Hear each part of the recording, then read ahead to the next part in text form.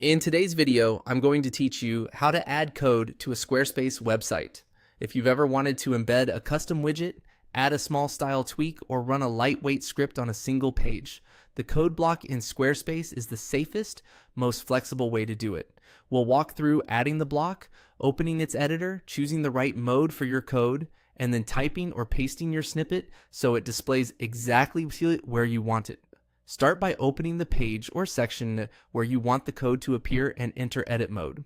On the canvas, look for the option to add a new block in the spot you want the code to live. Click Add Block. This tells Squarespace you're inserting a specific piece of content right here, anchored to this layout, rather than affecting the entire site. From the block selector, choose Code.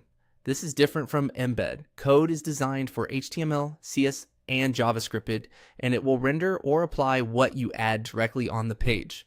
As soon as you add it, you'll see a placeholder appear. Next, open the code blocks settings by clicking the pencil icon. That opens the editor where you'll actually work with your snippet. You'll notice a mode selector at the top. By default, it's set to HTML. If your snippet is markup, things like divs, iframes, or inline styles, HTML is the right choice. If you're adding styles that target elements on this page, switch the mode to CSS. For interactivity, animations, or tracking logic you control, choose JavaScript. A quick tip on modes. If you keep the mode on HTML and you want to add styles or scripts, include full style or script tags yourself.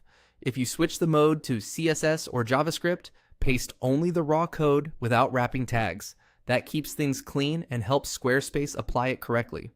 Now type or paste your code into the editor.